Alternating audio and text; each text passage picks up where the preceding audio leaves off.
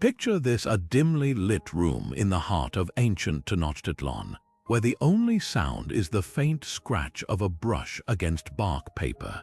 An Aztec scribe, his face illuminated by the flickering light of an oil lamp, carefully layers vibrant pigments onto the page, each stroke preserving secrets meant to outlast empires. These weren't just books, they were sacred vessels of knowledge, filled with prophecies, rituals, and histories so powerful, Spanish conquistadors sought to destroy them. But some survived, hidden, buried, or smuggled to safety, and today they whisper truths that challenge everything we thought we knew about the Aztec world. What if I told you these ancient codices hold clues to lost cities, forgotten gods, and even bizarre medical practices that still baffle modern scientists? Behind their intricate illustrations lie layers of meaning, astronomical calculations precise enough to rival modern software, maps leading to treasures never found, and chilling accounts of rituals so intense they blur the line between myth and reality. But here's the twist: the Aztecs wanted these secrets to be discovered. Hidden in plain sight, their codices were designed to outsmart time itself, waiting for the right eyes to decode their messages.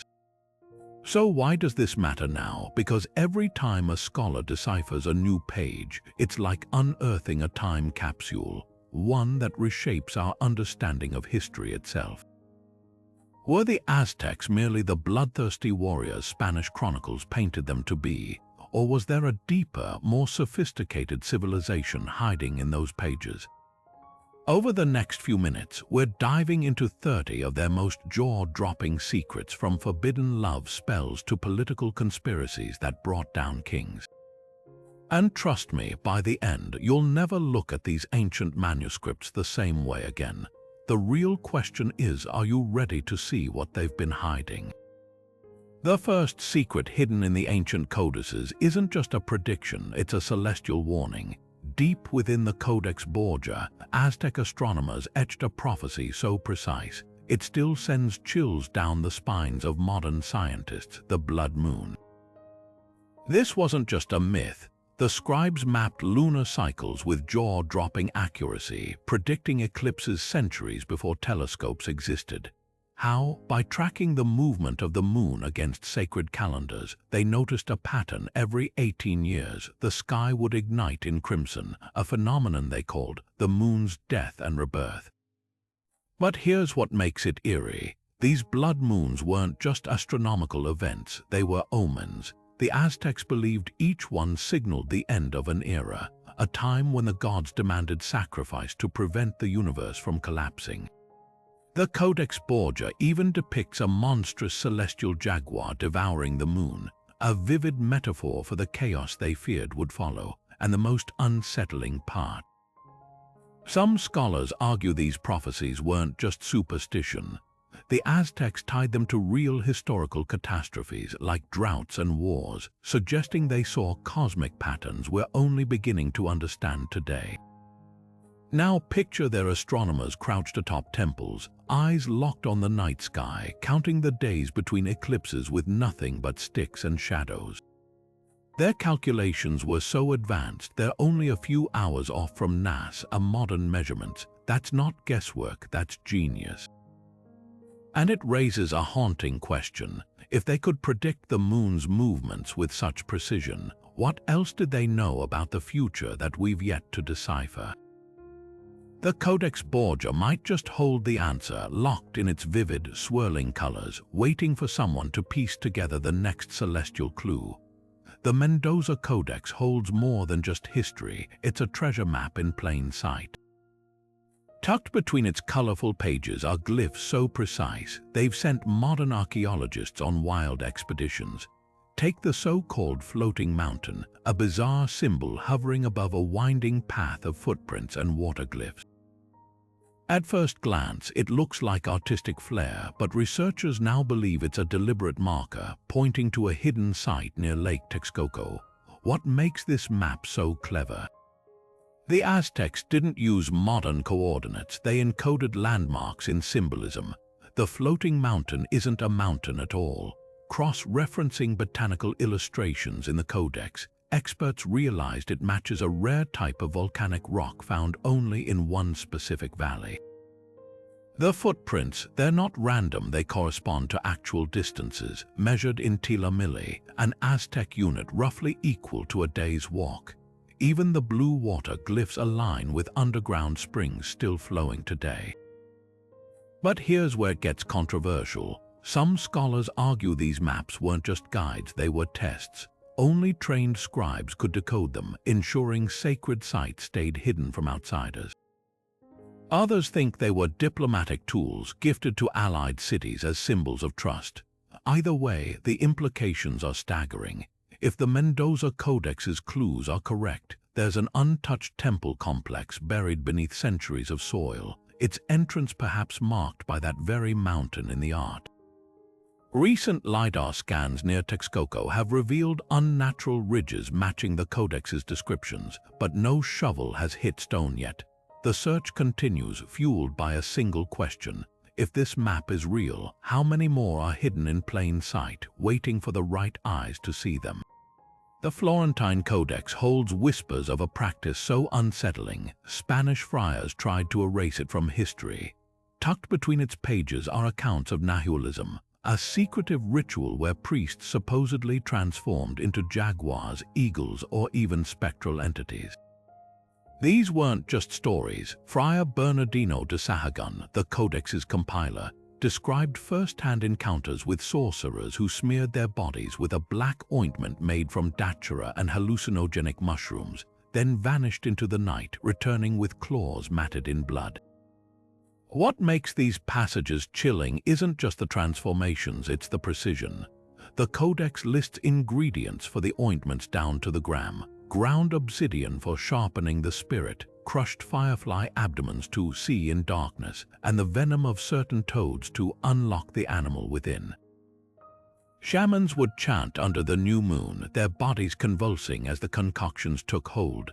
Witnesses swore they saw their skin ripple, bones crack and reform, a visceral metamorphosis modern science still can't fully explain. Some researchers argue these were mass hallucinations induced by the toxins, while others point to indigenous accounts of genetic memory, a literal becoming of ancestral spirits.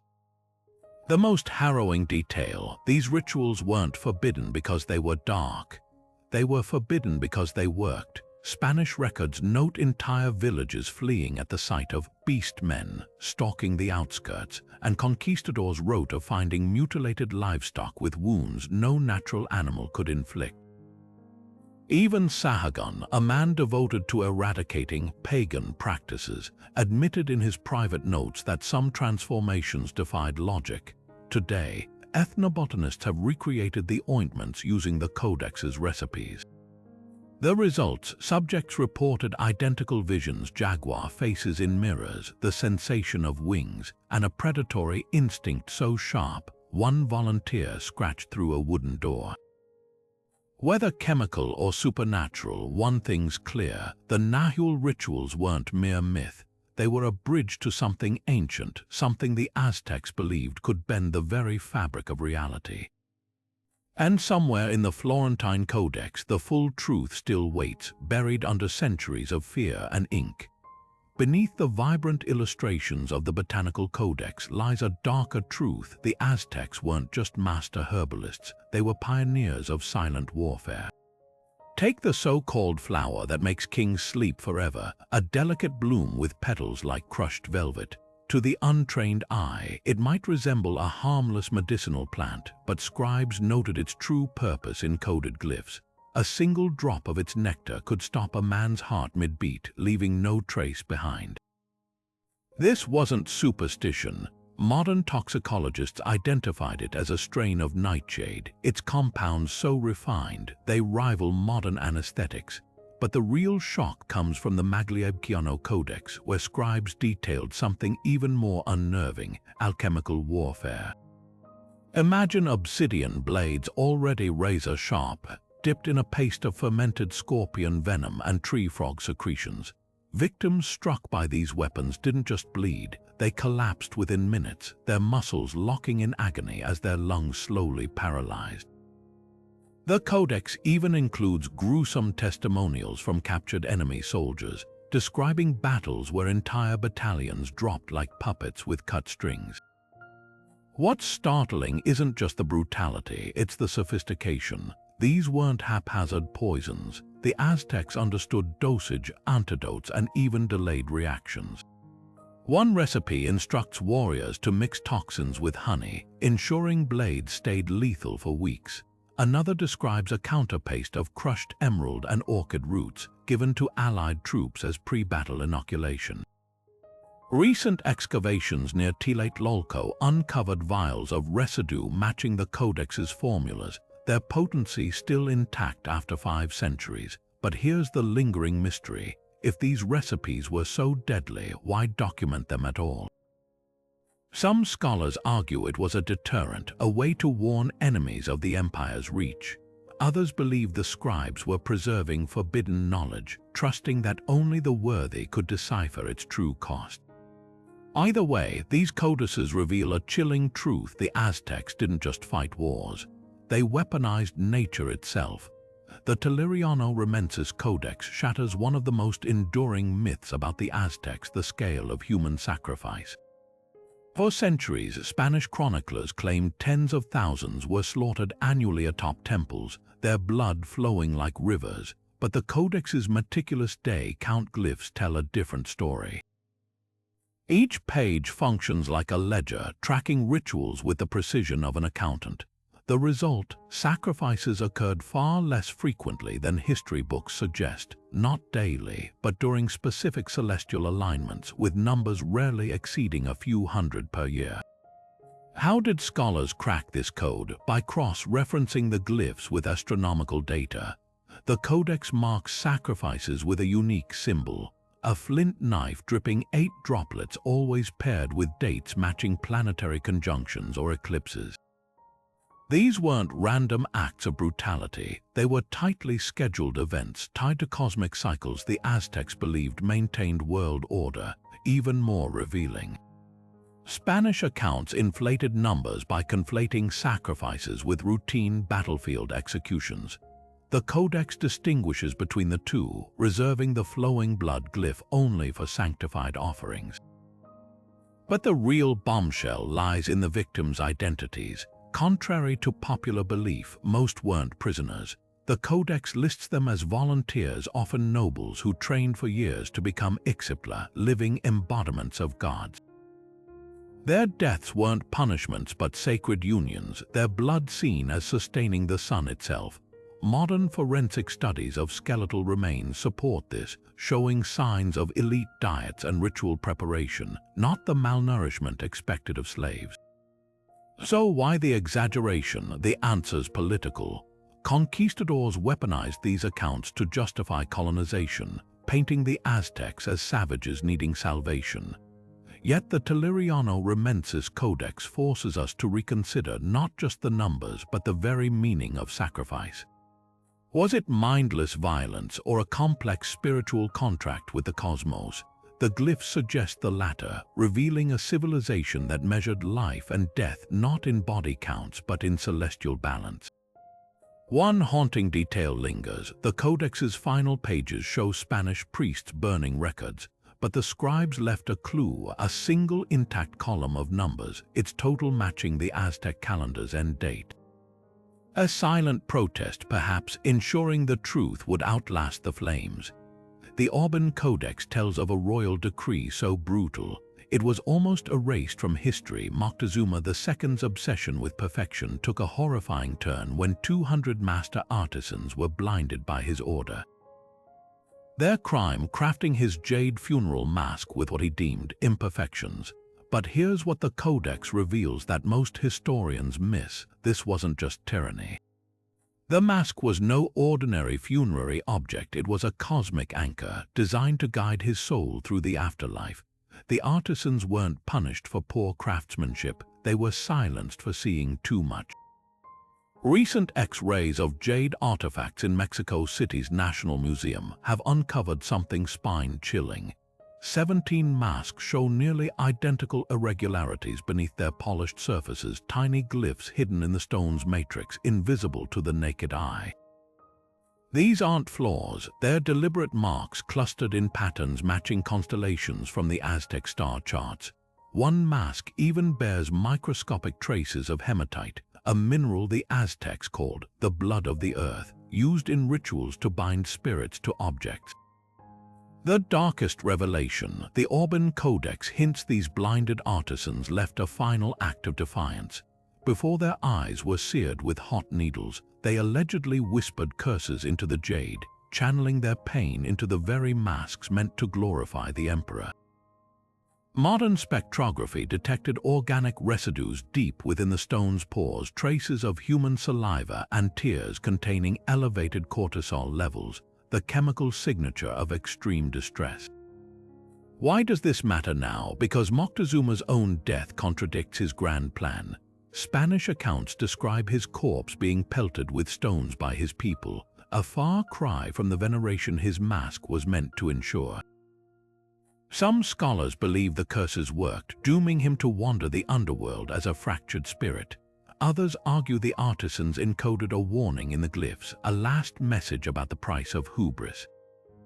The real conspiracy isn't just about cruelty, it's about control. By blinding the craftsmen, Moctezuma ensured no one could replicate their knowledge. But in doing so, he might have doomed his own legacy. Those silent glyphs waiting 5 centuries to be read tell a different story. That true power lies not in what's seen, but what's hidden in plain sight. The Codex Osuna holds a whisper of treachery so explosive, it rewrites the fall of Tenochtitlan itself. Nestled among its fading pages is an illustration that sparked centuries of debate: a noblewoman, her headdress torn, pointing toward a serpentine line representing the city's aqueducts. The accompanying glyphs are deliberately smudged, as if the scribe feared naming her outright. But the timing is undeniable. This section corresponds precisely to the 75th day of Cortés' siege, when Spanish forces mysteriously diverted the water supply, strangling the city into submission. Who was this woman? Some scholars insist the glyphs subtly encode the name Malintzin, better known as La Malinche, Cortés' infamous translator. But here's where it gets thorny. The Codex doesn't depict her as a passive traitor. Her posture is defiant, one hand gripping a blade, the other pressed to what might be a pregnant belly. Recent infrared scans revealed overwritten pigments beneath the current image, suggesting the original showed her wearing a warrior's sash. This changes everything. Was she truly a collaborator or a survivor playing a desperate game? The aqueduct clue is chilling in its precision. The glyph highlights a specific junction near Chapultepec where the clay pipes were thinnest. Spanish engineers couldn't have known this. Their own records admit they'd never mapped the system. Yet Cortés' letters boast of divine guidance in targeting that exact spot. Coincidence? Hardly.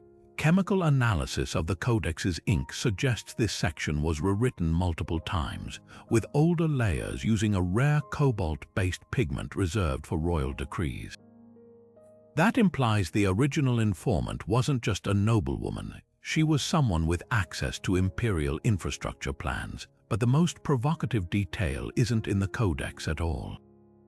It's in the bones. Excavations near the aqueduct ruins uncovered mass graves from the siege period, their skeletons showing signs of ritualistic knife wounds consistent with Aztec executions for treason.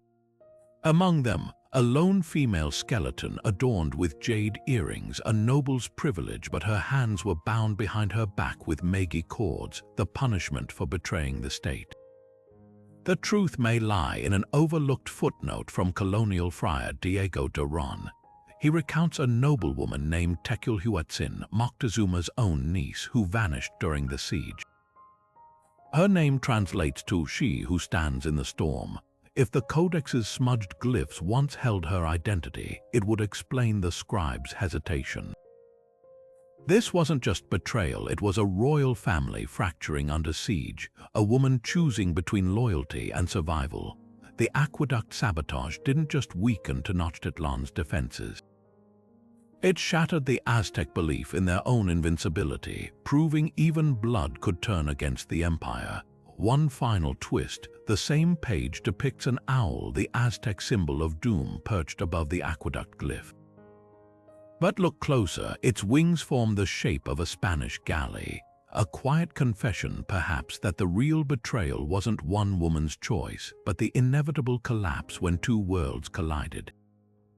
The Codex Rios throws history into chaos with its most baffling illustrations, bearded strangers arriving on reed boats, their features carved with unmistakable European contours, centuries before Columbus ever set sail. These aren't the familiar conquistadors, their clothing is all wrong, their ships strangely hybrid, blending Aztec reed craftsmanship with sail designs eerily reminiscent of Viking longships. One figure even clutches a weapon resembling a Polynesian shark tooth club. So who were these floating men? And why does their existence rewrite everything we thought we knew about pre-Columbian contact? Forensic ship analysis is where the mystery deepens. The vessels in the Codex aren't pure fantasy. Their structural details are too precise. The hulls show stitching patterns identical to those used in Polynesian voyaging canoes, capable of crossing vast oceans. Yet the sails bear diagonal stripes documented only in Norse tapestries from the 10th century. Even more compelling, the Codex's timeline aligns with two real-world anomalies: Viking settlements in Newfoundland around the year 1000, and Polynesian sweet potatoes appearing in South American soil by 1100. Could these have been chance encounters or proof of deliberate transoceanic trade networks the Aztecs inherited? But the real bombshell lies in the genetics. Modern DNA studies of isolated Mexican tribes, like the Seri, reveal traces of Scandinavian and Polynesian markers predating Spanish colonization by generations. One skeletal analysis in Colima even turned up a skull with Norse cranial features, buried with obsidian tools, and a jade pendant carved with a ship glyph matching the Codex Rios illustrations. Yet skeptics argue these are coincidences, that the bearded men could represent ancestral deities or symbolic warnings against outsiders. But here's what they can't explain: the Codex's nautical star maps. Pages once dismissed as decorative fills show constellations visible only from the mid-Pacific, plotted alongside coastal landmarks from Peru to Baja California. These aren't random dots, they're navigational charts accurate enough to guide a vessel across thousands of miles of open water. The most tantalizing clue: a single glyph hidden in the margin of one page, a serpent swallowing its own tail beside a date glyph translating to 5 reeds, or the year 1300 in our calendar. To the Aztecs, this symbol meant cyclical time, the return of what was lost. Maybe that's the real secret of the floating men, not just that they came, but that someone, perhaps an entire civilization, knew they would return. And when they did, it wouldn't be as myth, it would be as destiny. The Codex Cospi doesn't just describe mirrors, it reveals them as living gateways. Page after page details rituals where priests gazed into obsidian discs not to see their reflections, but to peer through time itself. Modern scientists initially dismissed these accounts as superstition until they tested the mirrors under electron microscopes and discovered something impossible. The volcanic glass isn't uniformly smooth. Its surface is a fractal landscape of microscopic peaks and valleys, scattering light in ways that defy conventional optics. When laser beams pass through these mirrors, they don't just reflect, they twist, creating vortex patterns identical to quantum models of space-time distortion. What does this mean? The Aztecs weren't just staring at shiny rocks. They'd mastered a form of optical engineering so advanced, it plays tricks on the brain even today. In a darkened chamber at Mexico's National Anthropology Museum, Researchers recreated the scrying rituals exactly as the Codex instructs, using mirrors polished with ash and orchid sap, illuminated by a single beam of moonlight. Participants reported identical visions, swirling colors resolving into landscapes, distant voices, even glimpses of what seemed like future events. Skeptics call it autosuggestion, but EEG scans tell a different story. The mirrors trigger to wave activity usually seen in deep meditation or near-death experiences, as if the brain interprets the distorted reflections as portals to another state of consciousness. The most chilling validation comes from the Codex's warnings. Specific glyphs caution against using the mirrors during certain lunar phases, noting they could swallow the viewer's spirit. Modern testing revealed why on nights when gravitational forces align just right, the obsidian's crystalline structure vibrates at frequencies that induce vertigo and nausea. Some volunteers in the museum experiment collapsed, insisting they'd fallen into the mirror's depths. But here's the real shocker.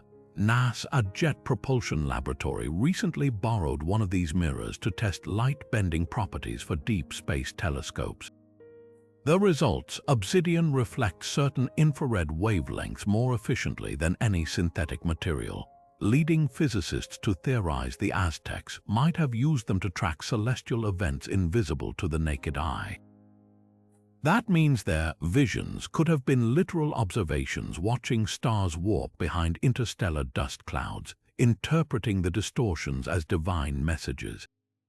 So were these mirrors mystical tools or hyper-advanced technology? The Codex suggests both.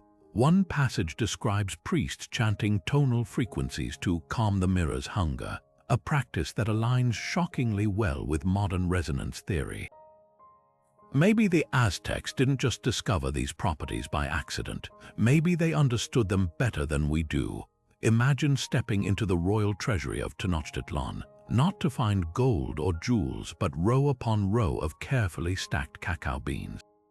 The Fejaveri Codex reveals something extraordinary. Chocolate wasn't just a delicacy for the Aztecs, it was the backbone of their economy. Hidden in its intricate glyphs are rules so precise they rival modern banking systems.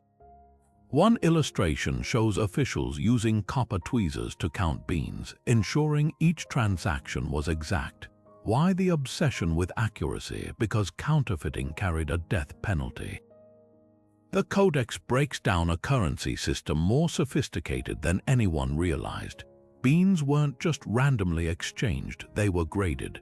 Royal inspectors classified them by size, sheen, and even aroma, with the plumpest, darkest beans stamped with a glyph certifying their value.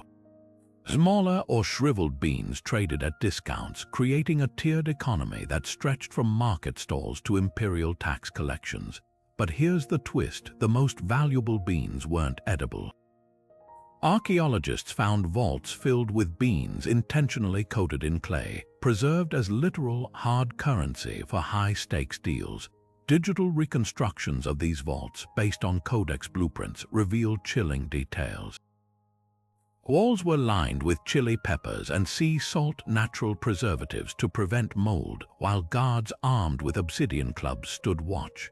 The beans themselves were stored in woven baskets, each marked with the insignia of the region that produced them, creating an early form of trade certification. But the real shocker: the Aztecs had a form of monetary policy. The Codex documents emergency measures during famines, when Moctezuma's treasury would flood markets with beans to stabilize prices. Other pages warn against bean hoarders, depicting merchants executed for stockpiling. This wasn't just barter, it was a controlled financial ecosystem with inflation safeguards built in. Modern economists are stunned by the parallels. The Aztecs' cacao standard functioned like a commodity-backed currency, with the beans' value tied to their scarcity and quality. Some glyphs even reference bean loans, complete with interest rates paid in additional cacao. Yet the system collapsed overnight when the Spanish, baffled by its complexity, melted down chocolate as drinking money, literally consuming an entire civilization's wealth one cup at a time. Perhaps the most haunting detail is a single glyph tucked in the Codex's margins, a merchant weeping as his baskets of beans are overtaken by Spanish gold coins.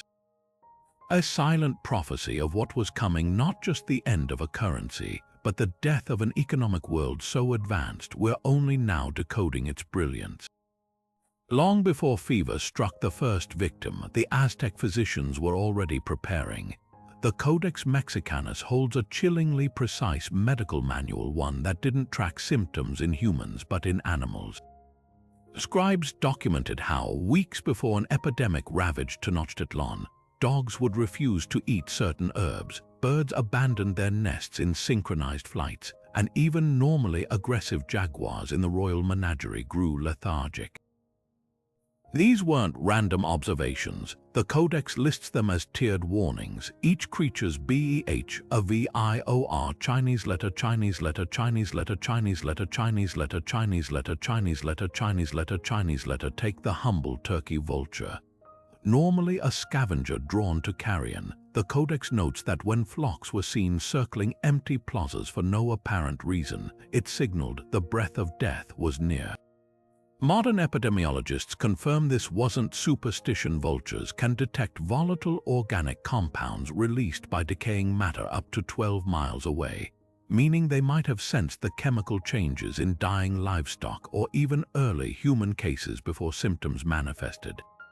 But the Aztecs took it further. They catalogued which plants these birds avoided before outbreaks, later discovering many contained natural antiviral properties. The most haunting entries involve water. Physicians monitored axolotls in the city's canals, noting that when the normally active amphibians clustered near the surface gasping, an epidemic would follow within 20 days. Recent studies on amphibian skin secretions reveal why their permeable skin makes them hypersensitive to waterborne pathogens. When cholera or dysentery bacteria entered the water supply, the axolotls reacted first.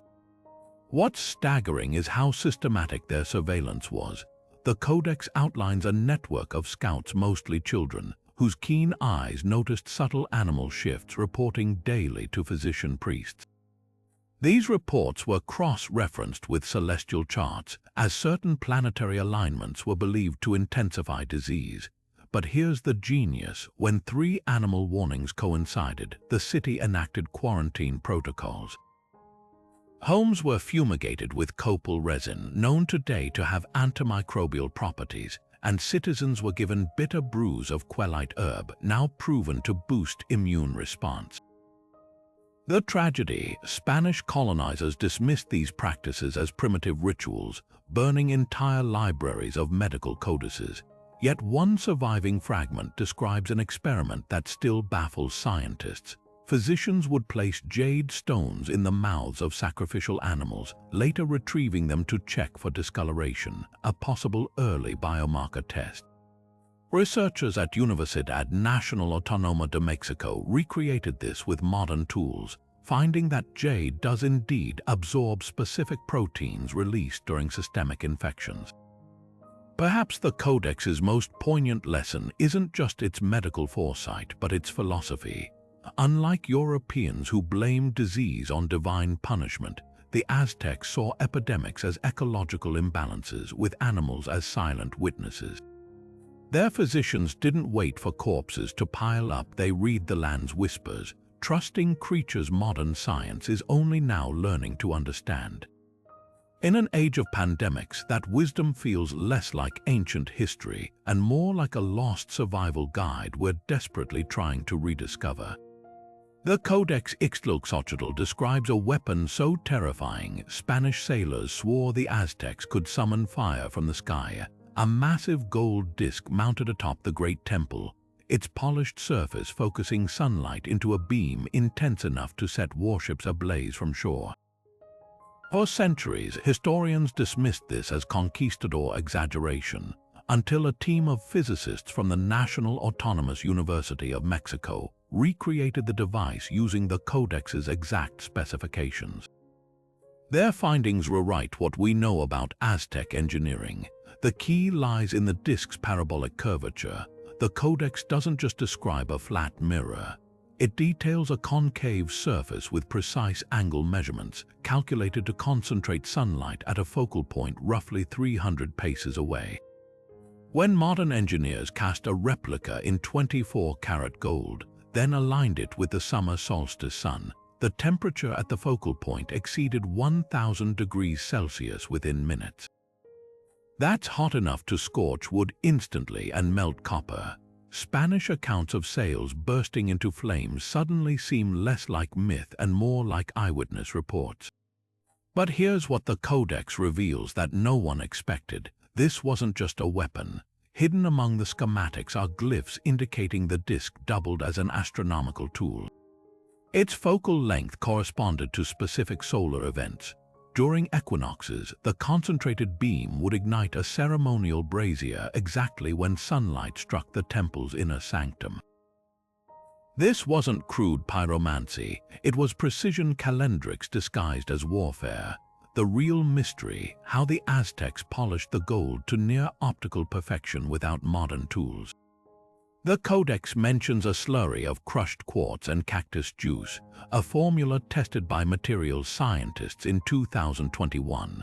The results stunned them. The natural acids in the juice etched microscopic grooves into the gold, creating a surface smoother than Renaissance-era glass.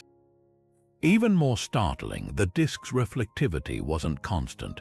The Codex notes it worked best during the sun's highest wrath, solar maximum periods when UV radiation spikes. Modern solar physicists confirm these cycles amplify reflectivity by up to 12%, meaning the Aztecs didn't just understand optics, they harnessed solar weather.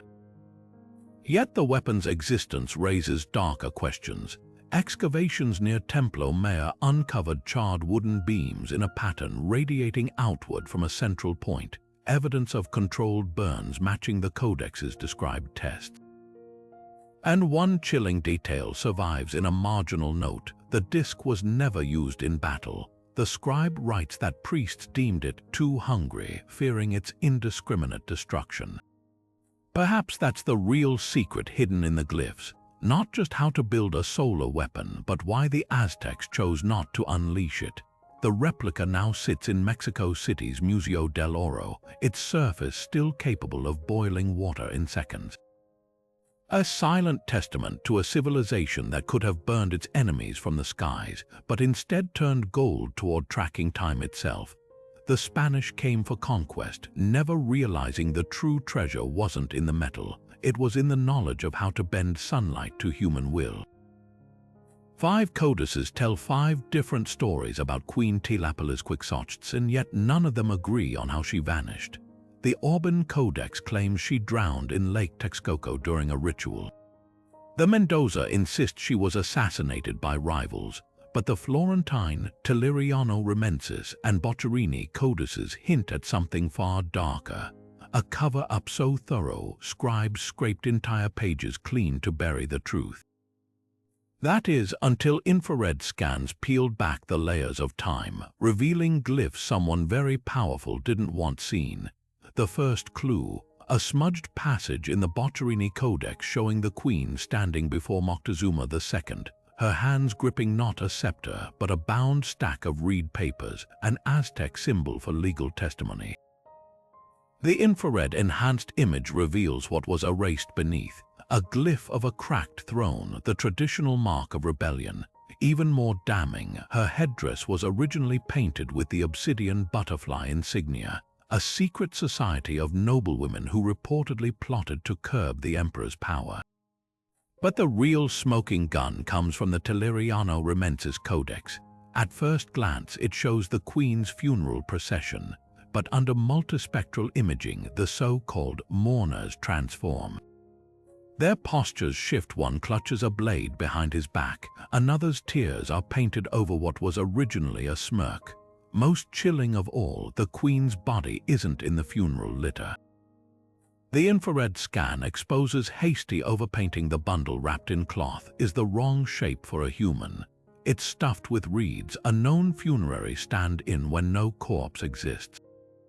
So where did she go? Cross-referencing the 5 codices, scholars noticed an eerie pattern. Each mentions an eclipse of the woman within 3 moons of her disappearance, followed by a surge of military campaigns near the eastern frontier. The Florentine Codex's infrared scans add the missing piece.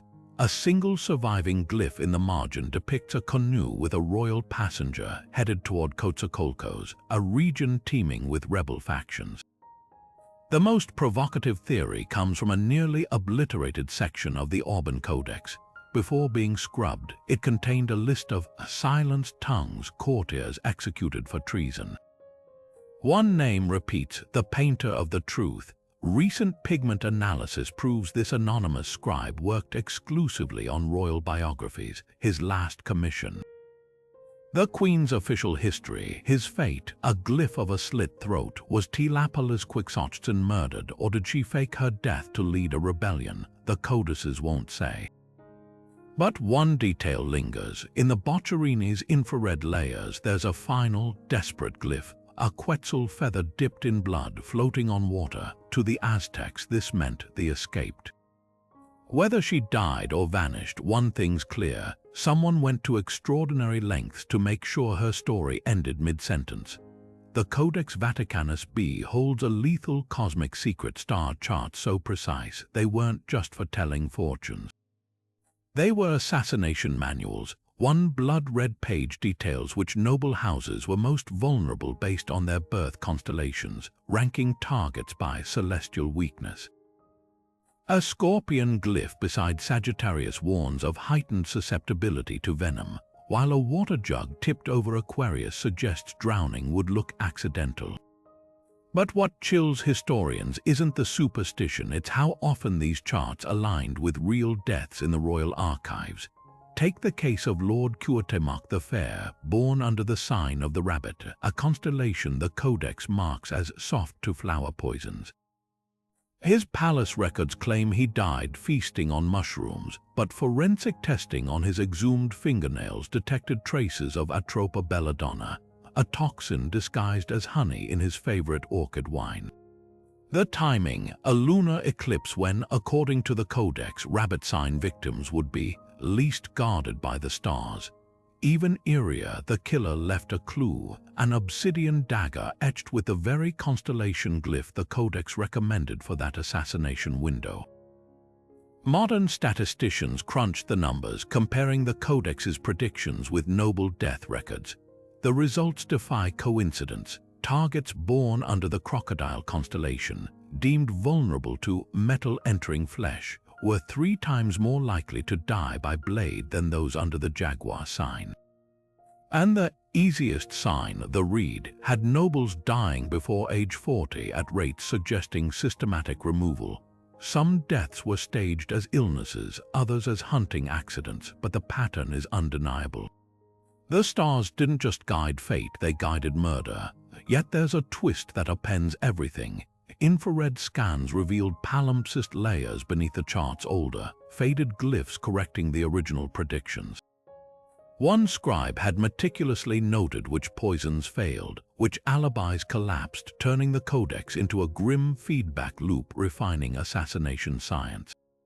The final update, a single ominous note beside the once safe jaguar sign. Now they suspect, switched to fire. Perhaps the most unsettling discovery came from an unrelated dig near Texcoco. A noblewoman's burial contained a jade amulet engraved with her birth constellation, the monkey wrapped in a cloth soaked in wolfsbane. The Codex lists monkey sign victims as resistant to poison, yet her bones showed chronic arsenic exposure. Either the assassins got creative, or someone was using the charts in reverse, marking themselves as hard to kill, to lure their enemies into making a mistake. This wasn't astrology as we know it. It was celestial warfare, a silent coup written in stars and poison. And buried in the Vaticanus B's margins, one terrified scribe added a final warning: the sky remembers what the earth forgets. A reminder that even the perfect murder leaves traces not in footprints or fingerprints, but in the cold mathematics of the night sky.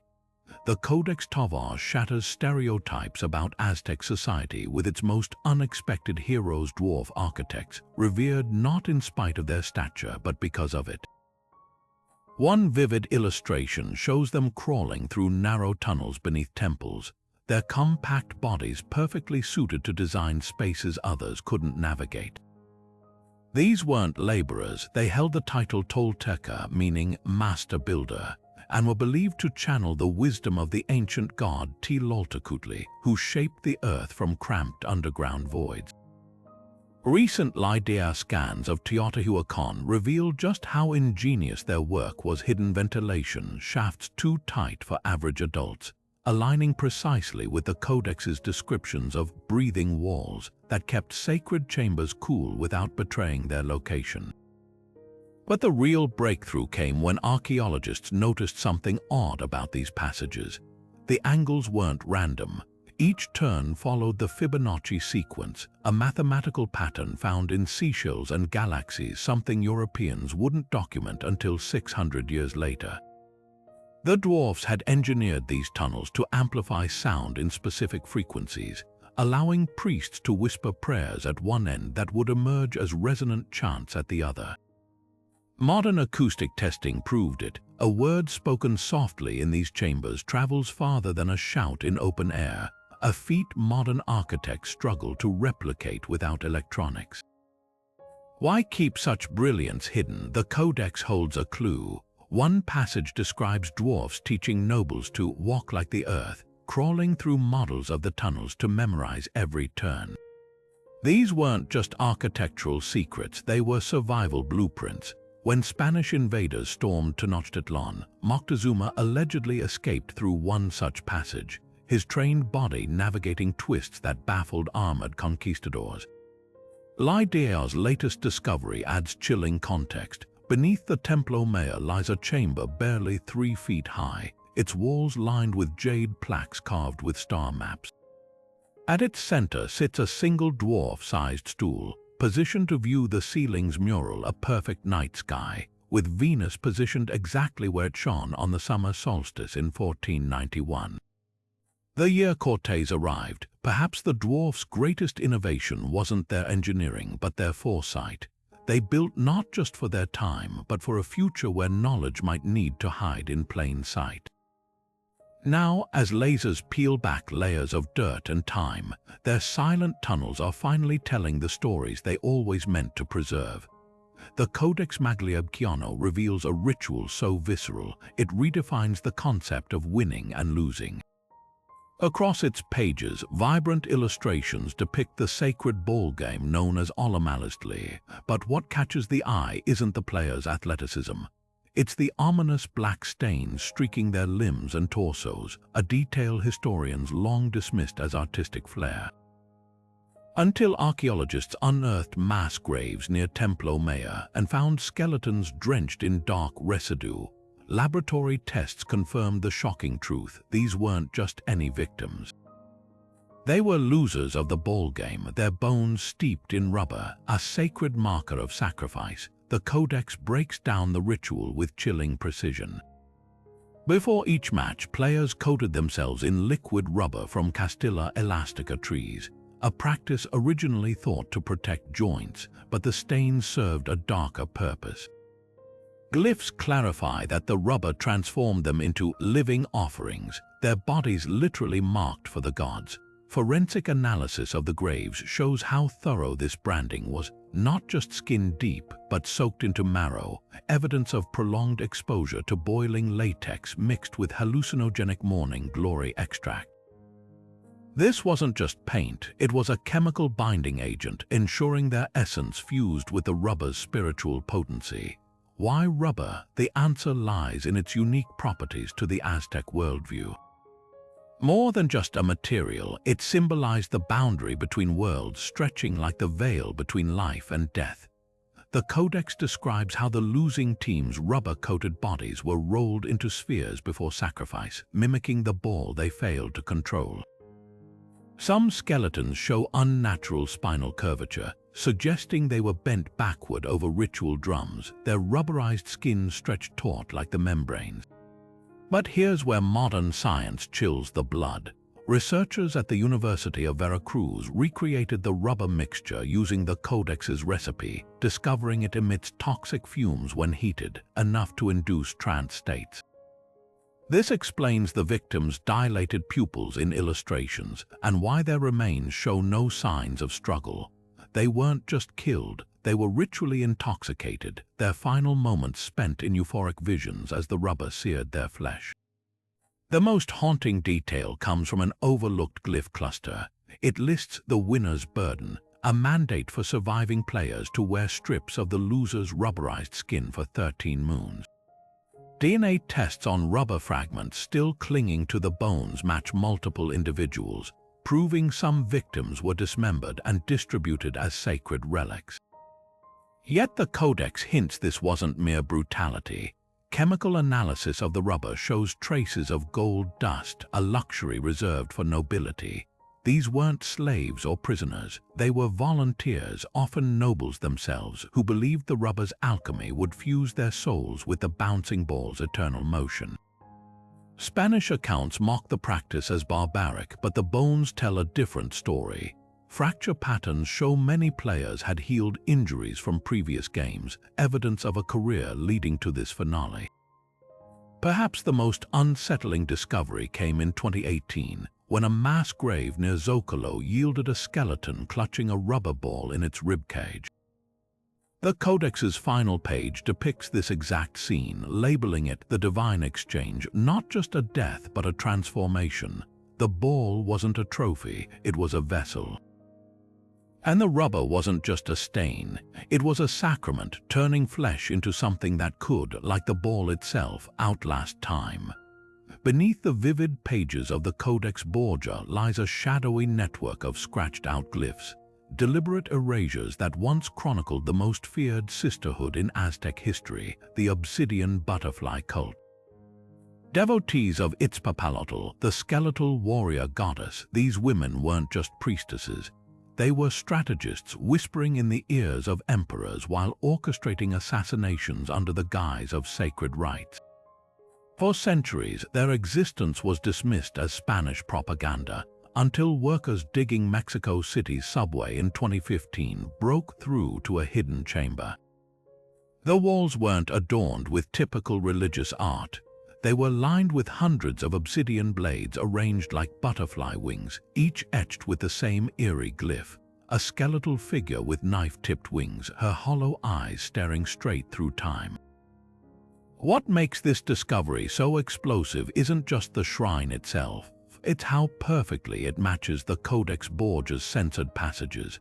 Under infrared light, palimpsests reveal original illustrations of noblewomen in ceremonial garb, their faces half covered by masks of flaked obsidian.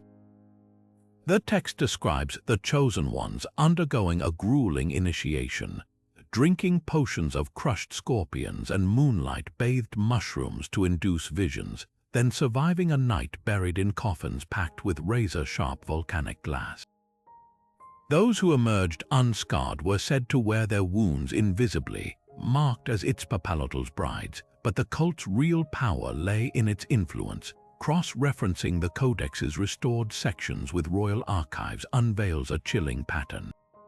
Every major political upheaval, from the sudden death of Emperor Tizoc to the mysterious poisoning of a rival queen, coincided with the rise of a new butterfly matron.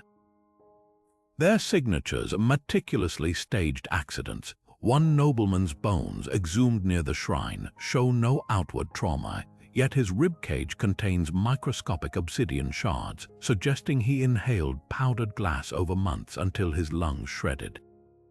The Codex cryptically calls this the goddess's kiss.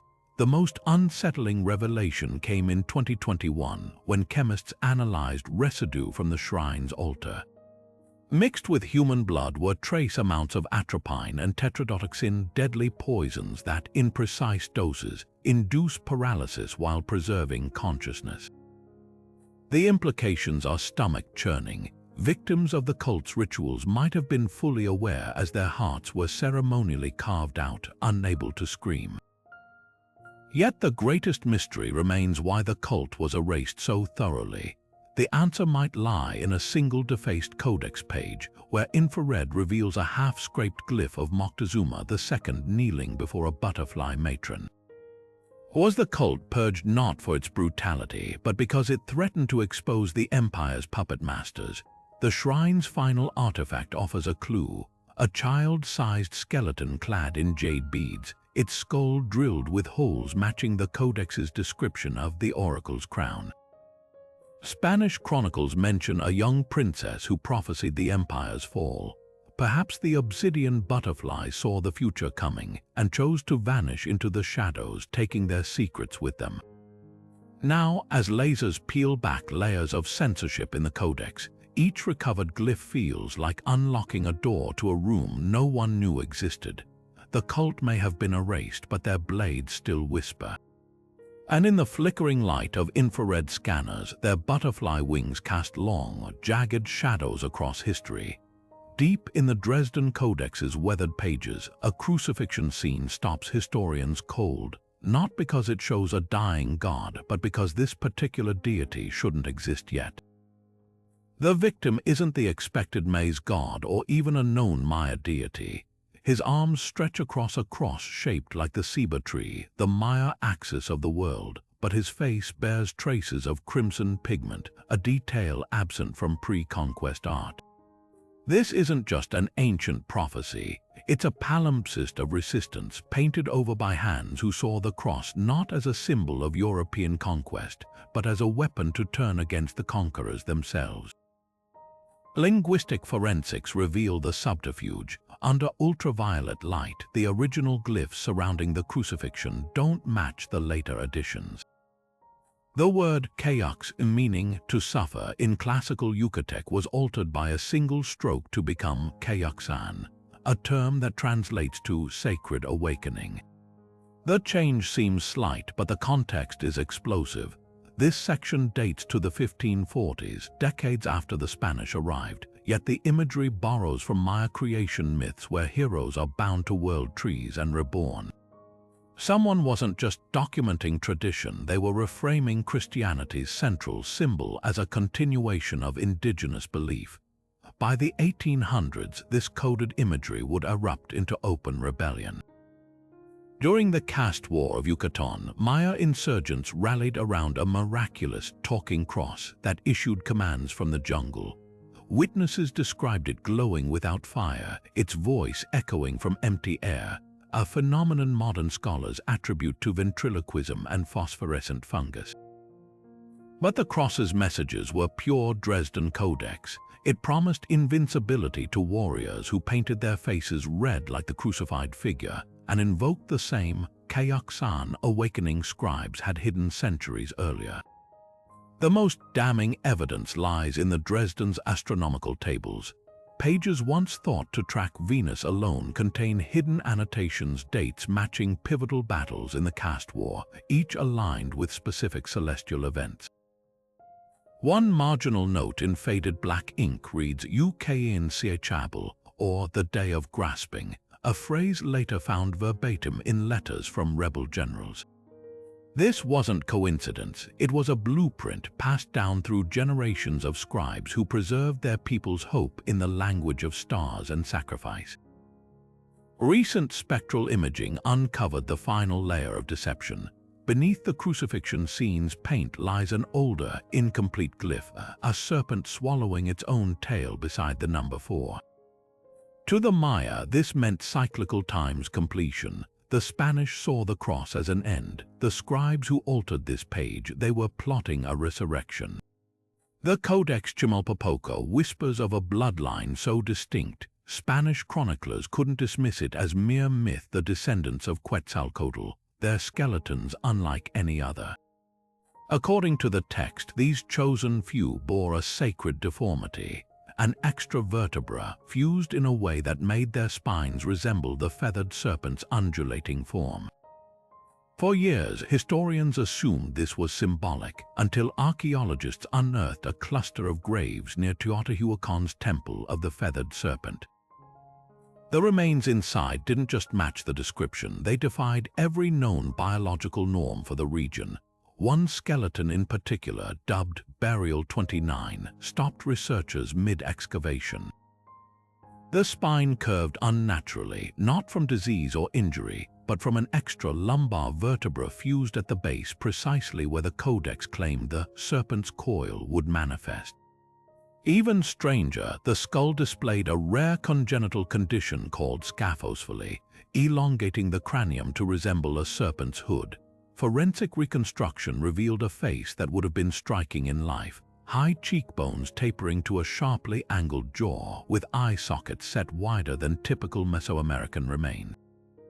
The Codex describes these features as markers of divine favor, noting that Quetzalcoatl's lineage could hear the wind's secrets with their unique bone structure. But here's where science collides with the supernatural.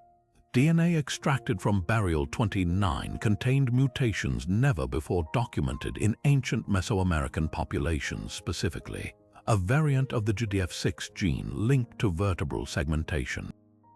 Modern geneticists recognize this as a key player in spinal development, but the mutation found in these bones is eerily precise, as if engineered, even more baffling. The same mutation appears in the remains of two other skeletons from distant regions, both buried with quetzal feather headdresses and jade serpent pendants. The odds of this occurring naturally, statistically negligible. The Codex offers a chilling explanation. It describes a ritual called the Breath of Quetzalcoatl, where infants deemed worthy were exposed to vapors from a sacred obsidian mirror. Intrigued, chemists analyzed residue from similar mirrors found at Teotihuacan. The results revealed traces of psilocybin and a rare mineral called tellurium, known to cause skeletal abnormalities in developing fetuses when inhaled. Was this divine intervention or deliberate bioengineering? Skeptics argue these anomalies result from inbreeding among nobility, but isotopic testing tells a different story.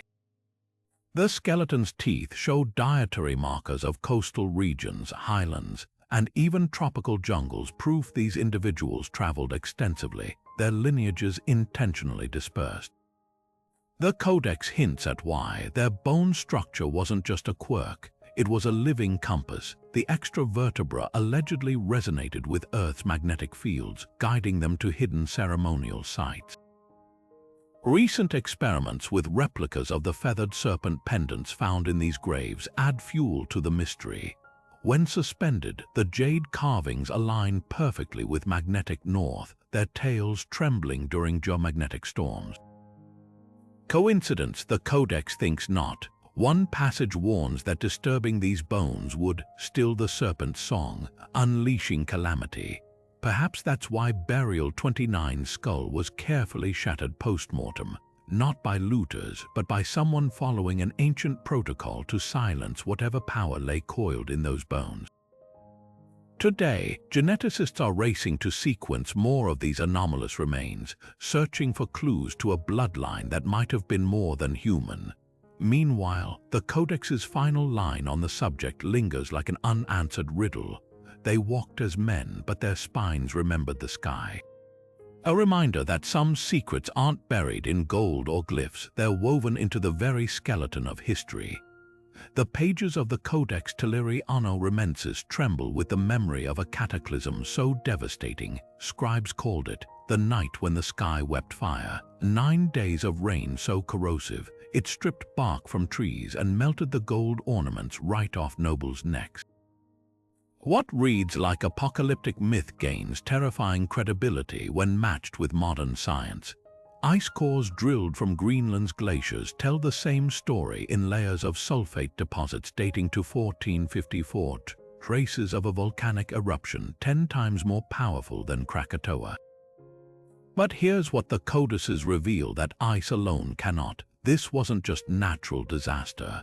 It was divine retribution made flesh. The Florentine Codex describes the rain's arrival with eerie specificity.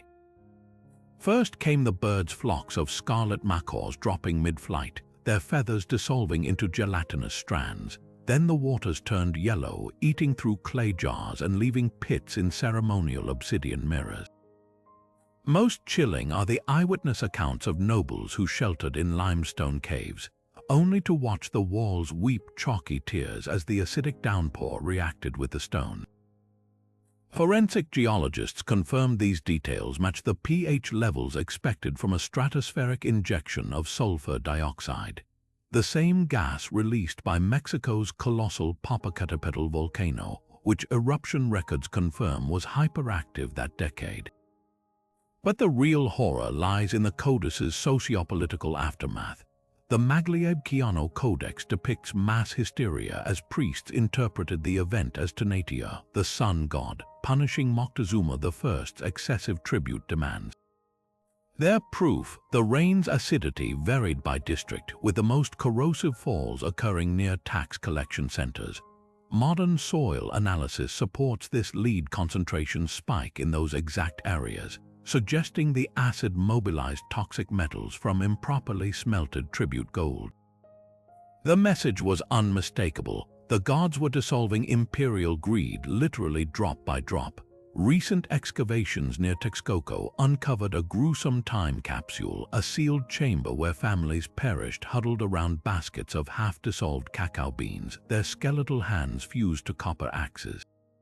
The positioning matches the Auburn Codex's description of merchants who swallowed their wealth by clutching metal to their chests, hoping the acid would take their bodies before their hoards. Isotope testing on their teeth enamel revealed another layer of tragedy. These weren't native Aztecs, but Mixtec traders caught far from home. Their presence confirms the Codice's claim that the disaster stretched far beyond Tenochtitlan, disrupting trade routes for generations. Perhaps the most haunting evidence comes from an unexpected source, the Vatican's secret archives. A recently rediscovered letter from Spanish friar Bernardino de Sahagun describes indigenous informants whispering of the rain that remembered. They claimed the acid left invisible scars, marking certain families so that future rains would target them again. Meteorologists initially dismissed this as superstition, until tracing wind patterns from 1454 revealed the storm cells had indeed followed ancient pilgrimage routes, their acidity intensifying over ceremonial sites. The Aztecs may have been the first civilization to document acid rain's terrifying selectivity, a phenomenon modern science now links to atmospheric charge differentials over man-made structures. The Codices insist the event changed Aztec science forever. Obsidian blades from that period show experimental coatings of rubber and beeswax's early attempts at acid resistance. But the deepest legacy is philosophical. The Boccherini Codex concludes with a grieving scribe's lament. We thought the gods wanted blood, they were begging for balance. A lesson etched not in stone but in the very air they breathed. The Codex Lord holds instructions so precise, they border on alchemy pages detailing how to carve flawless jade skulls using nothing but copper tools and patience. At first glance, the technique seems impossible. Jade ranks between 6 and 7 on the Mohs hardness scale, while pure copper barely scrapes 3. Yet the Codex doesn't just suggest it can be done. It provides step-by-step rituals to soften the stone's spirit. Modern lapidaries initially dismissed this as mysticism until noticing a crucial detail. The scribes mandated carving only during specific lunar phases, using tools dipped in fermented agave sap. When chemists recreated the solution, they discovered something revolutionary. The acidic brew created a microscopic electrochemical reaction between the copper and jade, releasing oxalates that etched the stone at a molecular level. It wasn't brute force doing the work, it was time and chemistry conspiring to make the impossible real. Experimental archaeologists at the National School of Conservation in Mexico City put the Codex to the test. Following the instructions to the letter, they began carving under a waning moon, their copper chisels soaked in the ancient agave mixture. Progress was glacial, just millimeters per week, but the results were undeniable. The jade developed strange guidelines, faint discoloration trails marking where the stone would yield more easily. These weren't random. Spectral analysis matched them exactly with stress points in the crystal's lattice structure, invisible to the naked eye but detectable through the sap's interaction with trace iron deposits in the jade. The Codex called these trails the bone paths, claiming they were gifts from Mictlantecuhtli, god of the underworld, revealing where to carve. Modern science confirms their stress fractures, just not ones any artisan without the Codex's knowledge could have predicted. But the real shock came when researchers examined the famous Mitchell-Hedges crystal skull, long dismissed as a modern hoax. Under ultraviolet light, its surface showed the same microscopic pitting patterns as the experimental carvings, evidence of acidic erosion consistent with the Codex's methods. Even more compelling, the skull's jawbone detaches exactly as described in the Lord's diagrams, with a hinge mechanism mimicking the human mandible's natural pivot. Too precise for coincidence, yet too ancient to explain. Why go to such lengths for a carving method? The Codex holds a chilling answer. These skulls weren't just art, they were reservoirs. Pages obscured by age describe filling the cranial cavity with a cocktail of hematite dust and nightshade extracts, creating a conductive medium that could supposedly capture voices. When physicists tested this, they found the combination forms a primitive but effective piezoelectric transducer, meaning vibrations, like chanting or even distant thunder, would generate faint electrical currents within the skull. The Aztecs might not have understood the physics, but they'd harnessed it, turning stone into what we'd now call an acoustic battery. The final test defied all expectations.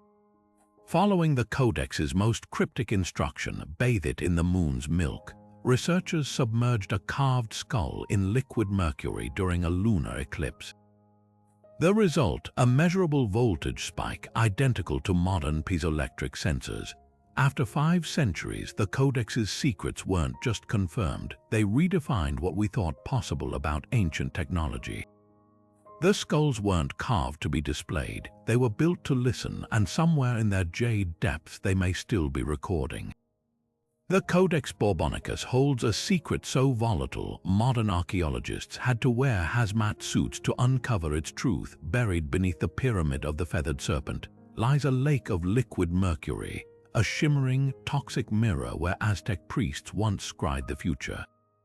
This wasn't mere decoration. The Codex describes the ritual in meticulous detail, priests fasting for 13 nights, then descending into a sealed chamber where the mercury pool's surface, still as death, reflected not their faces but swirling visions of battles, plagues, and cosmic shifts. What sounds like mysticism takes on eerie plausibility when you consider the science. Mercury's high reflectivity creates a near-perfect mirror, while its vapors induce hallucinations, visions the priests interpreted as divine prophecy. Recent excavations at Teotihuacan revealed the staggering scale of this practice. Archaeologists discovered not just a few ceremonial bowls, but an entire underground network of mercury-lined canals, their surfaces still pooling with the silvery metal centuries later. Soil samples show concentrations 60 times higher than natural levels, proof the Aztecs weren't dabbling. They were engineering controlled psychedelic experiences. The Codex even warns of the quicksilver breath, describing symptoms modern toxicologists recognize as acute mercury poisoning. Tremors, memory loss, and a condition scribes called the laughing sickness, where victims giggled uncontrollably as their nervous systems collapsed. But here's what chills historians most. The Codex's prophecies, once dismissed as fantasy, align with real events. One passage depicts a great canoe vomiting fire, years before Cortés' ships appeared on the horizon. Another shows a city collapsing into a starless hole, possibly foreshadowing the Spanish demolition of Tenochtitlan's temples. Skeptics argue these were lucky guesses, but the Codex's accuracy extends to details no one could have fabricated. It correctly predicts the year smallpox would ravage the population, down to the season, and describes eclipses that modern astronomy confirms occurred precisely when the mercury pools were most active. The real breakthrough came when researchers recreated the ritual. Using the Codex's instructions, they filled a polished basalt basin with mercury and observed its surface under different lunar phases. During a full moon, the metal developed strange convection pattern swirls that, when viewed through mercury vapor haze, formed shapes eerily resembling the Codex's prophecy glyphs. Even more unsettling, volunteers exposed to the vapors reported identical visions, down to specific symbols, despite having no prior knowledge of the text. Yet the most haunting clue lies in the bones. Excavations near the mercury canals uncovered the remains of priests buried with jade amulets shaped like eyes. Isotope testing revealed lethal mercury levels in their teeth, but their skeletons showed no signs of trauma. These men hadn't been sacrificed, they'd volunteered. The Codex hints why death by mercury was considered the ultimate divination, a final voyage into the mirror's depths where time itself unraveled.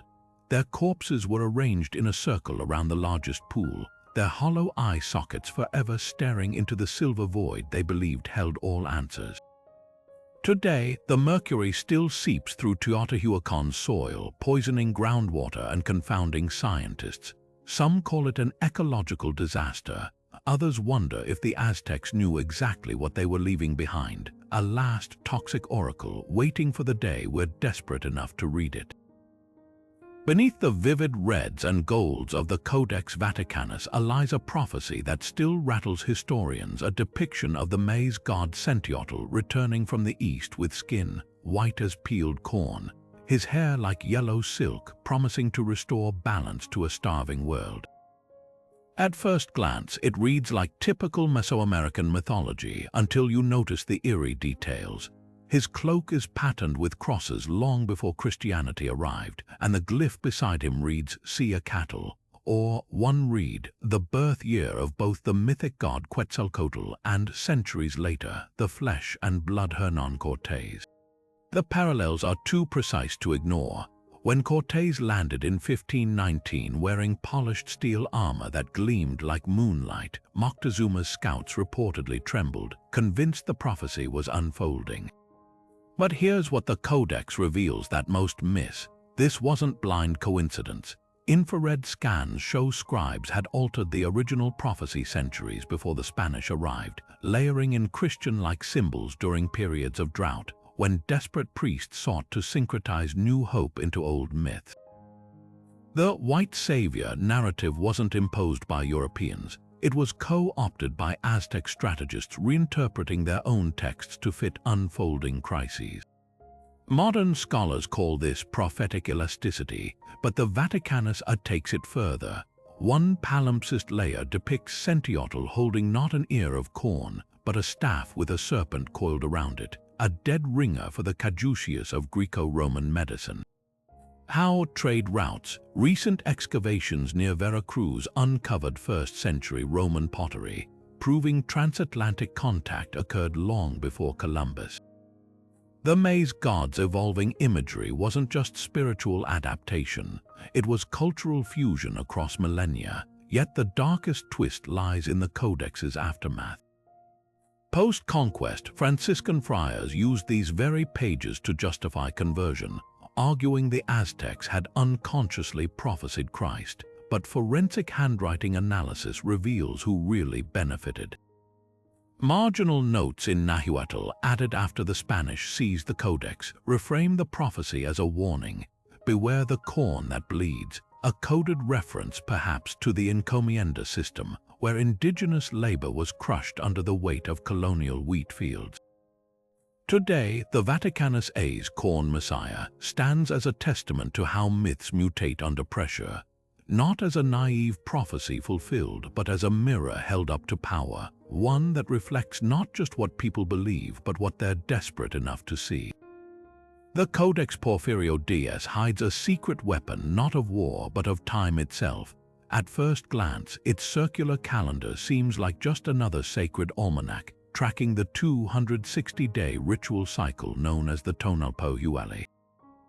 But buried in its spiraling glyphs is a mathematical cipher so precise, modern astrophysicists are only now unraveling its true purpose. predicting solar storms centuries before telescopes existed. The key lies in the Codex's obsidian-colored rings. Each concentric circle isn't merely decorative, it's a layered equation. The outer ring tracks Venus' 584-day synodic cycle, while the inner rings correlate with Mars and Jupiter's movements. But the real breakthrough came when researchers noticed tiny, almost imperceptible dots scattered along the rings like cosmic breadcrumbs. When plotted against modern solar flare data, these dots aligned with near-perfect accuracy to historical geomagnetic storms. How the Aztecs had encoded a pattern. Every 52 years, when their sacred calendar completed a full cycle, the Codex marks Xiuhtecuhtli's breath, a period of heightened celestial activity. Modern solar physicists confirm this isn't superstition. The sun's magnetic field flip-flops every 11 years, meaning 4 cycles add up to 44 years, close enough to the Aztec 52-year marker when accounting for observational margins of error. But here's where the math gets chilling. The Codex's scribes didn't just track flares, they predicted their intensity.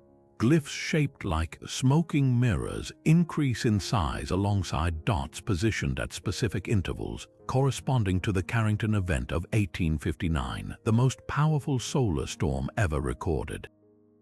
Even more unnerving, the next Great Breath glyph appears alongside a date glyph translating to 2025 in our calendar.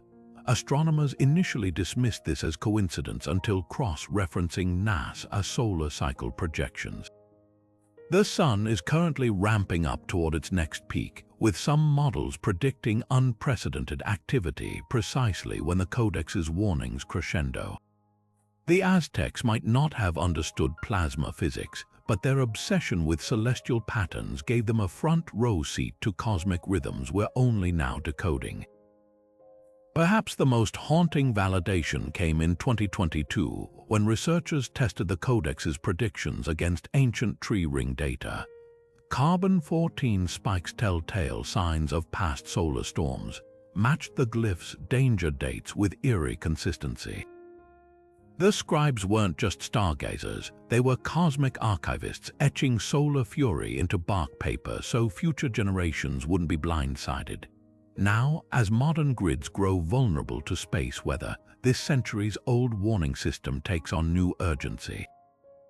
The Codex's final page holds a cryptic glyph, a shield cracking under a star vomiting fire. Not a prophecy of doom, but a challenge to heed the wisdom of those who watch the sky not just with wonder but with calculating eyes. The Codex Aztectlan describes a battlefield deception so ingenious, Spanish chroniclers dismissed it as sorcery. Entire platoons of phantom warriors appearing from thin air, their numbers swelling and vanishing with the movement of the sun. The secret wasn't magic but metallurgy.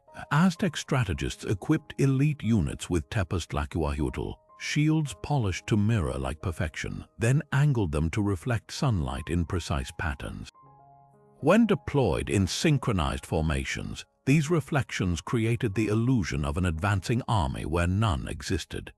Modern historians long assumed these accounts were exaggerated until a team from the University of Mexico recreated the tactic using the Codex's exact specifications with chilling results. At dawn in a reconstructed Tenochtitlan Plaza, volunteers positioned 80 replicas of the circular shields, each buffed with a mixture of volcanic ash and crushed pyrite to achieve a refractive index close to modern glass. As the sun crested the temple platforms, the effect was immediate. Light bouncing off the concave shields didn't just shimmer, it sculpted the air itself into humanoid shapes, their outlines shifting with every minute adjustment. Drone footage captured from Spanish eye level showed what conquistadors would have witnessed: a shimmering wall of spectral soldiers, their movements eerily coordinated despite being nothing more than reflections. The Codex's description of the sun's children walking without feet suddenly made terrifying sense, but the true brilliance lay in the Aztecs' understanding of psychology. The shields weren't randomly arranged. The Codex details specific formations: wedge, serpent, and scattering star. each designed to exploit an enemy's perceptual weaknesses. During the recreation, psychologists monitoring test subjects noted how the wedge pattern triggered instinctive panic, mimicking an overwhelming frontal assault. The serpent formation, with its undulating reflections, induced dizziness and disorientation. Most devastating was the scattering star, where shields suddenly broke rank, creating the illusion of flanking maneuvers from all directions. Spanish accounts of troops firing arrows into empty air or fleeing from non-existent encircling forces now read less like cowardice and more like involuntary responses to perceptual warfare. Forensic evidence supports the Codex's claims. Excavations near a tumba site of a legendary Aztec victory uncovered clusters of Spanish crossbow bolts embedded in open ground with no signs of opposing casualties. Soil analysis revealed something even stranger: high concentrations of iron oxide in precise geometric patterns, matching where polished shield arrays would have stood. The Ghost Army didn't just exist on paper, it left chemical fingerprints on the battlefield itself. The most haunting revelation came when researchers experimented with timing. The Codex insists the tactic worked only during the hour when the sun hangs at a warrior's shoulder. Solar positioning software confirmed this wasn't poetic license between 9 and 10 a.m. In central Mexico, sunlight hits at the optimal 45-degree angle to maximize the shield's holographic effect. A miscalculation by mere minutes would collapse the illusion. This wasn't crude trickery, it was precision optics harnessed for psychological domination. Yet one mystery lingers: why didn't every Aztec army use this tactic? The answer hides in the Codex's material costs. Each shield required 30 days of polishing by specialized artisans using rare abrasives from the Sierra Madre. Worse, the reflective surface dulled after 2 hours of direct combat, making it a single-use weapon for decisive moments. In a sense, the Ghost Army was the ancient equivalent of a tactical nuke, devastating but too resource-intensive for routine deployment. Today, the Mexican military studies these findings for modern disinformation campaigns. But the Codex warns of a final irony: the tactics creators feared their own invention. One scribe's marginal note describes a training accident where recruits mistook reflections for real invaders, sparking a deadly friendly fire incident. Perhaps that's why the secret was buried so deep, not because it was weak, but because even its makers understood some illusions, once unleashed, can't be controlled. The Codex Vergara holds what might be the most practical survival secret of the Aztec Empire: not gold or weapons, but dirt. The pages detailing Chinampa construction read like an ancient ecological manifesto, laying out step by step how to turn a swamp into a floating breadbasket capable of feeding 200,000 people at Tenochtitlan's peak. At first glance, the illustrations seem straightforward: rectangular plots anchored by willow trees, their roots weaving underwater like living nets. But satellite imaging reveals the true genius hidden in these diagrams. Each Chinampa wasn't just floating farmland, it was a self-regulating micro-ecosystem, its design so precise that modern permaculturists are scrambling to recreate it. Take the layering system. The Codex shows workers scooping nutrient-rich lake sediment with woven baskets, then sandwiching it between layers of aquatic plants like water hyacinth. This wasn't just compost, it was a biological battery. The hyacinth's hollow stems trapped air, oxygenating the soil naturally while preventing root rot, a technique commercial greenhouses only patented in the 1980s. Even more impressive, the willow trees weren't merely anchors. Their roots secreted natural pesticides called salicylates, creating an invisible barrier against crop-eating insects. But here's what makes the Chinampas truly revolutionary: their geometry. The Codex dictates exact dimensions 4 meters wide by 20 to 50 meters long, with canals precisely half that width running between them. When NASA Terra satellite mapped surviving Chinampas near Xochimilco, the thermal imaging showed why. That exact ratio creates perfect microcurrents, circulating water at a speed that prevents stagnation without eroding the soil. The canals aren't just irrigation ditches, they're liquid conveyor belts, distributing heat evenly to protect crops from frost. Modern attempts to replicate this have yielded jaw-dropping results. One project in Tabasco using the Codex's blueprint produced crop yields 3 times higher than conventional farms with 0 synthetic fertilizers. The secret lies in the Chinampa's hidden water table. By alternating layers of porous volcanic rock with the sediment, Aztec farmers created a capillary effect, drawing moisture upward like a sponge. Plants got exactly the water they needed, no more, no less, a self-watering system centuries ahead of its time. Yet the Codex's most haunting lesson isn't about engineering, but resilience. Infrared scans reveal erased glyphs beneath the agricultural section, emergency protocols for when the lakes froze or invaders poisoned the water. The scribes documented which wild plants could detoxify the soil, how to reroute canals overnight, even which fish species to introduce as biological alarms. Their gills would bleed weeks before human eyes detected contamination. This wasn't just farming, it was a survival algorithm coded into the very landscape. Today, as climate change threatens modern monocultures, the Chinampa's legacy floats quietly in satellite images, grids of green defiance against time. The Codex didn't just preserve a gardening manual, it left a blueprint for how civilizations might feed themselves when the world turns hostile, written not in stone but in living roots and flowing water. The Codex Xolotl doesn't just describe a spy network, it reveals a communication system so advanced it functioned like a Mesoamerican internet. At its heart were Tezcatl, obsidian mirrors polished to supernatural clarity, positioned atop temples in a precise grid stretching from Tenochtitlan to the farthest edges of the empire. But these weren't mere decorative objects. When angled toward the sun at specific intervals, they transformed into blinding signal beacons, capable of relaying coded messages across hundreds of miles in minutes. Modern engineers testing replicas were stunned to discover that under optimal conditions, a flash from one of these mirrors could be seen up to 80 miles away, far enough to create an unbroken chain of communication from the capital to rebel fronts in distant Oaxaca. The Codex lays out the network's routes with military precision. Each mirror station was strategically placed on elevated terrain, often near sacred springs whose mist reduced atmospheric distortion. Messages weren't sent in simple flashes, but in rhythmic sequences corresponding to the Tonopō, the sacred 260-day calendar. A rapid series of 3 flashes might warn of an approaching army, while 5 slow pulses could signal a successful assassination. The real stroke of genius, the mirrors doubled as surveillance tools.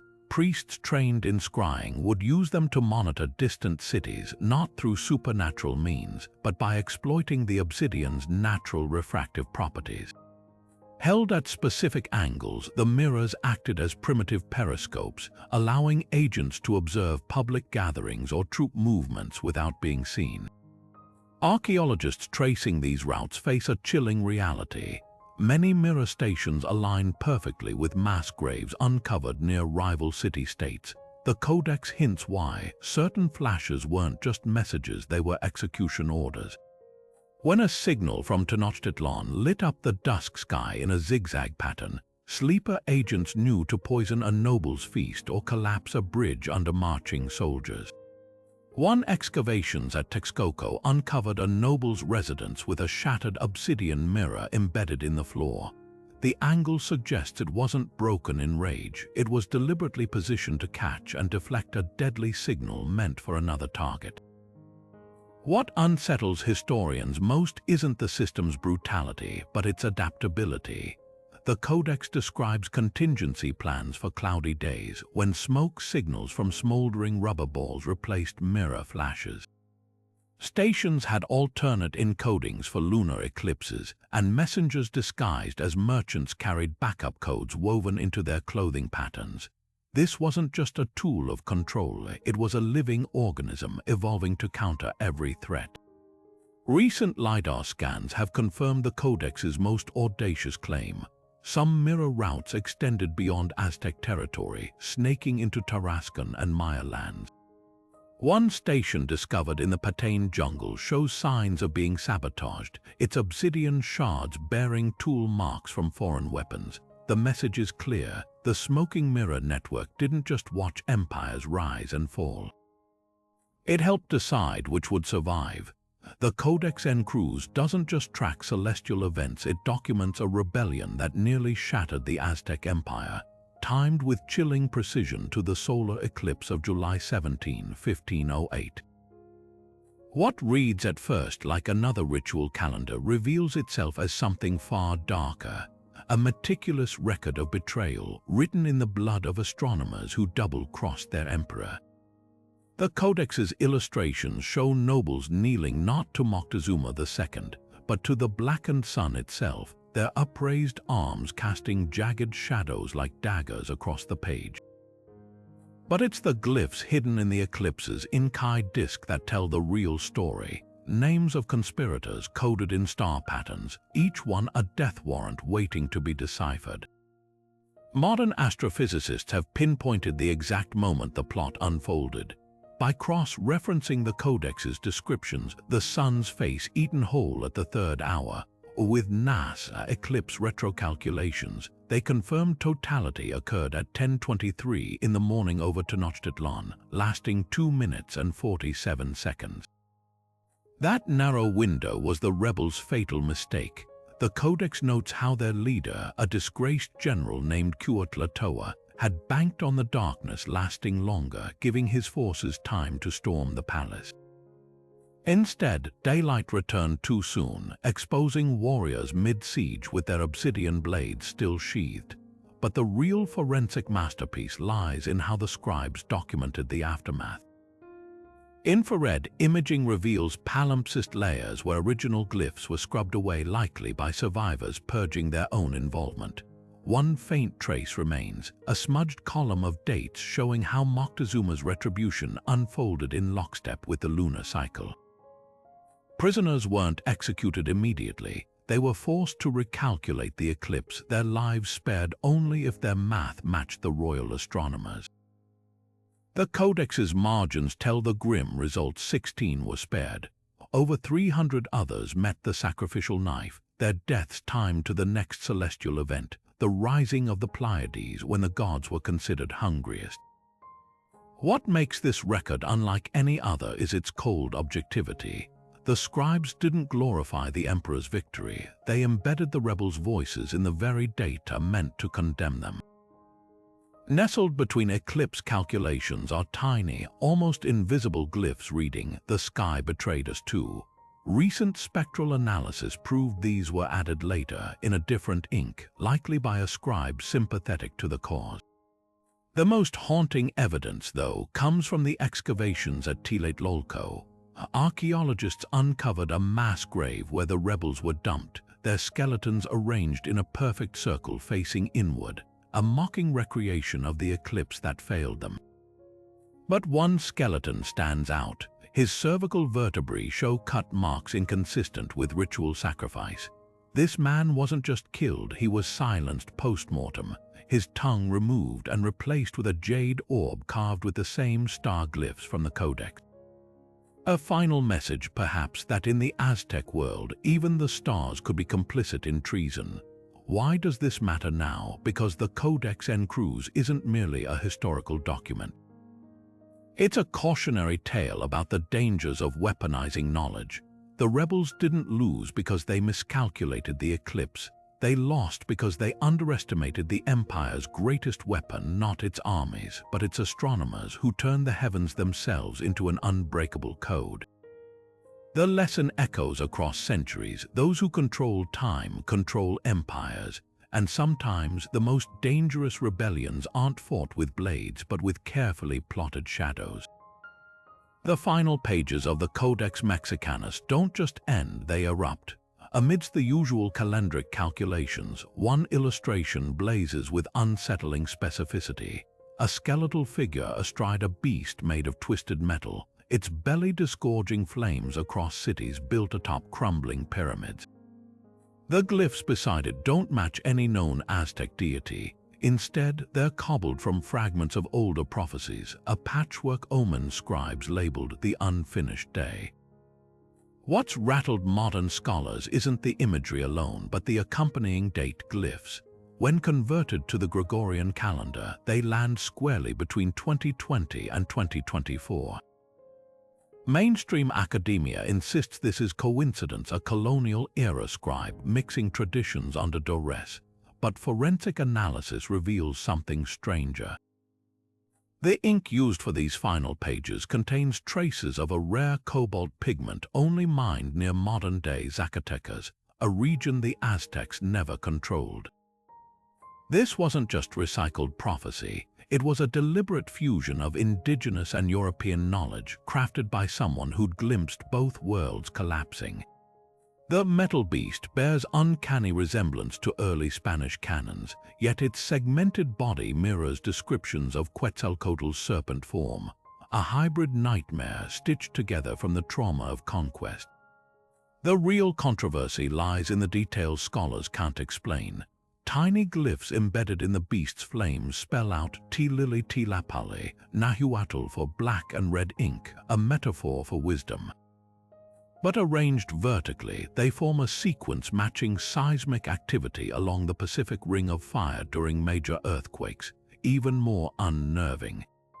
The skeletal rider's headdress displays a pattern of dots identical to the COVID-19 virus's protein spikes under microscopy. Skeptics argue these are pareidolia, the human tendency to see patterns in randomness. Yet indigenous historians point to oral traditions preserved in secret for generations. Mazatec elders in Oaxaca recount stories of a smoke serpent that would emerge when the fifth sun neared its end, a warning passed down since the codices were burned. Their descriptions mirror the Mexicanus's beast almost exactly. The Codex's final stroke might be its most unsettling. A single column of numbers, too perfectly spaced to be arbitrary, translates to atomic weights of elements released by nuclear fission: strontium-90, cesium-137. The scribe couldn't have known these values, unless, of course, they weren't predicting the future at all, but documenting a cycle. After all, the Aztecs didn't believe in linear time.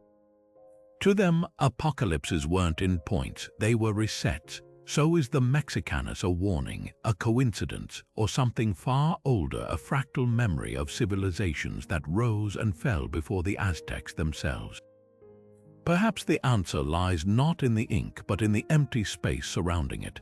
The last glyph before the page tears away isn't a symbol, it's a question half erased. How many suns have we already forgotten? Hidden in these 30 secrets is a truth that rewrites history. The Aztecs weren't just warriors or mystics. They were razor-sharp scientists who calculated celestial movements with the precision of modern astronomers, engineered eco-cities more advanced than 19th-century urban planners, and weaponized psychology centuries before the term information warfare existed. Their codices weren't passive records, they were active schematics, blueprints for a civilization that understood nature's rhythms down to the molecular level. Consider the chilling irony. Spanish conquistadors burned these texts as primitive superstition, oblivious to the fact they were torching treatises on virology, materials science, and astrophysics.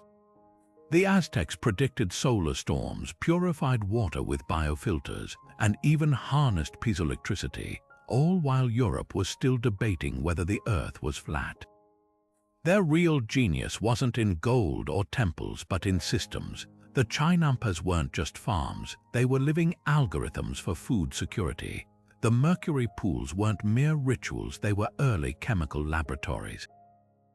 Even their most feared practices, like the rubber-coated sacrifices, reveal a grasp of neurochemistry that would take modern science centuries to rediscover.